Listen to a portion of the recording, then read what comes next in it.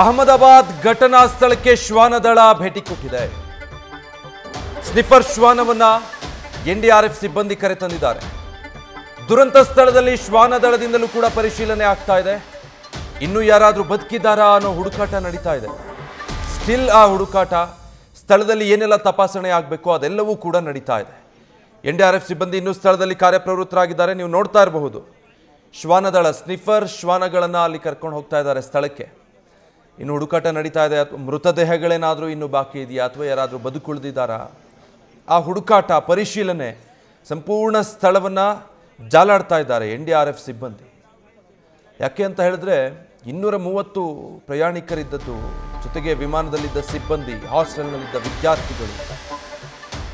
Air India ವಿಮಾನ ದುರಂತಕ್ಕೆ ಅಸಲಿ ಕಾರಣ ಏನು? ಹಾಗಿದ್ರೆ ವಿಮಾನಕ್ಕೆ ಹಕ್ಕಿಗಳು ಡಿಕ್ಕಿ ಹೊಡೆದ್ವಾ ಅಥವಾ ಇಂಜಿನ್ ಫೇಲ್ಯೂರ್ ಆಗೋಯ್ತಾ?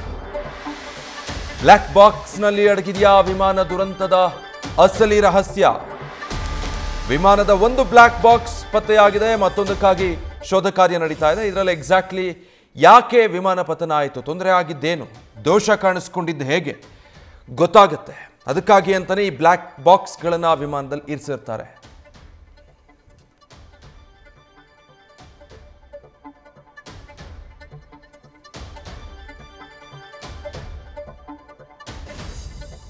ಚಂದ್ರಮೋಹನ್, ನೀವು ಹೇಳ್ತಾ ಇದ್ರಿ ಬ್ಲ್ಯಾಕ್ ಬಾಕ್ಸ್ ಇನ್ನೊಂದು ಸಿಗಬೇಕು, ಅದಕ್ಕಾಗಿ ಹುಡುಕಾಟ ನಡೀತಾ ಇದೆ ಅಂತ.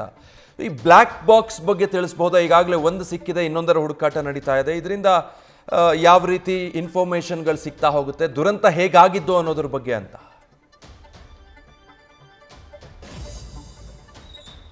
ಹೌದು ವಿಜಯ್, ವಿಮಾನಗಳ ಅಪಘಾತಕ್ಕೀಡಾದಂತಹ ಸಂದರ್ಭದಲ್ಲಿ ಮೊದಲು ಹುಡುಕಾಟ ನಡೆಸುವಂತದ್ದೇ ಬ್ಲಾಕ್ ಬಾಕ್ಸ್ಗಾಗಿ. ಬ್ಲಾಕ್ ಬಾಕ್ಸ್ ಅನ್ನ ಯಾಕೆ ಹುಡುಕಾಟ ನಡೆಸ್ತಾರೆ ಅಂದ್ರೆ, ಬ್ಲಾಕ್ ಬಾಕ್ಸ್ ನಲ್ಲಿ ಕಾಕ್ಪಿಟ್ ನಲ್ಲಿ ಪೈಲಟ್ ಗಳಿಬ್ರು ಏನು ಮಾತುಕತೆಯನ್ನು ನಡೆಸಿದ್ರು, ಆ ಸಂದರ್ಭದಲ್ಲಿ ಅಂತ ಸನ್ನಿವೇಶ ಎದುರಾಗಿತ್ತು, ಅದನ್ನ ಅವರು ಏನ್ ಹೇಳಿದ್ದಾರೆ ಅನ್ನೋದ್ರ ಬಗ್ಗೆ ಮಾಹಿತಿ ಸಿಗುತ್ತೆ. ಜೊತೆಗೆ ವಿಮಾನದಲ್ಲಿ ಏನಾದ್ರೂ ಕೂಡ ತಾಂತ್ರಿಕ ದೋಷ ಇತ್ತಾ, ಹೇಗೆ ಅನ್ನೋದ್ರ ಬಗ್ಗೆ ಕೂಡ ಮಾಹಿತಿ ಸಿಗುತ್ತೆ. ಹಾಗಾಗಿ ಬ್ಲಾಕ್ ಬಾಕ್ಸ್ ಅನ್ನು ವಶಕ್ಕೆ ಪಡ್ಕೊಂಡು ಅದರಲ್ಲಿ ಸಂಗ್ರಹವಾಗ್ತಕ್ಕಂತಹ ಮಾತುಕತೆ, ಸಂಭಾಷಣೆ ಮತ್ತು ಡಾಟಾದ ಆಧಾರದ ಮೇಲೆ ವಿಮಾನದ ಅಪಘಾತಕ್ಕೆ ಕಾರಣ ಏನು ಅನ್ನೋದನ್ನ ವಿಶ್ಲೇಷಣೆ ನಡೆಸಲಾಗುತ್ತೆ.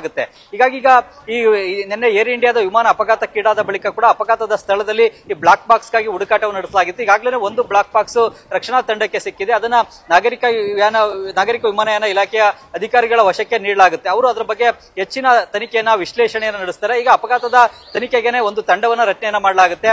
ಡಿಜಿಸಿಎದ ಅಪಘಾತ ವಿಭಾಗದ ಉನ್ನತ ಅಧಿಕಾರಿಗಳು ಇದರ ಬಗ್ಗೆ ತನಿಖೆಯನ್ನು ನಡೆಸ್ತಾರೆ.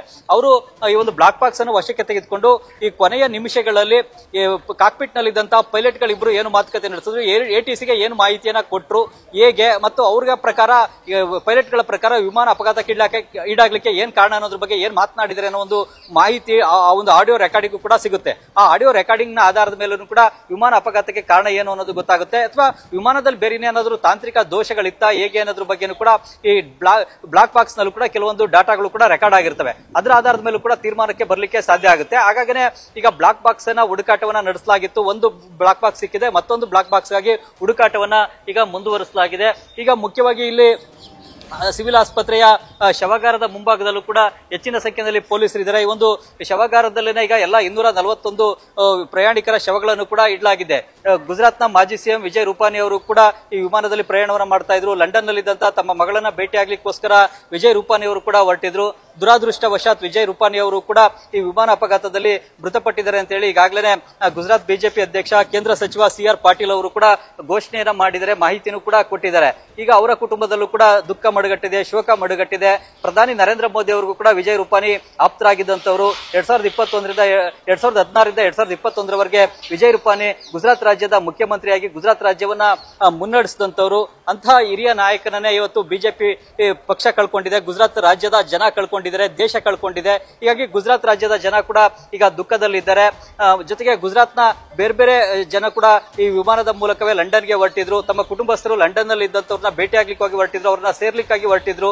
ಅನೇಕ ಮಂದಿ ಲಂಡನ್ಗೆ ಪ್ರವಾಸ ಹೊರಟಿದ್ರು ಮತ್ತು ಬ್ರಿಟಿಷ್ ನಾಗರಿಕರು ಕೂಡ ತಮ್ಮ ಸ್ವದೇಶಕ್ಕೆ ಹೋಗ್ಲಿಕ್ಕಾಗಿ ಇದೇ ವಿಮಾನವನ್ನ ಹತ್ತಿದ್ರು. ಅವರು ಕೂಡ ಸಾವನ್ನಪ್ಪಿದ್ದಾರೆ. ಹೀಗಾಗಿ ಬ್ರಿಟನ್ ಕೂಡ ಈ ಒಂದು ವಿಮಾನ ಅಪಘಾತಕ್ಕೆ ತಮ್ಮ ಶೋಕ ಸಂತಾಪವನ್ನ ವ್ಯಕ್ತಪಡಿಸಿದೆ. ಈಗ ಬ್ರಿಟನ್ನ ಮೃತಪಟ್ಟಂತಹ ನಾಗರಿಕರ ಶವಗಳ ಗುರುತನ್ನು ಕೂಡ ಪತ್ತೆ ಹಚ್ಚಕ್ಕಂತ ಕೆಲಸವನ್ನ ಈಗ ಮಾಡಬೇಕಾಗಿದೆ. Vijay, thank you Chandramohan. News first, ನಿರ್ಭೀತಿಯಿಂದ ನಿಮ್ಮ ಪರವಾಗಿ.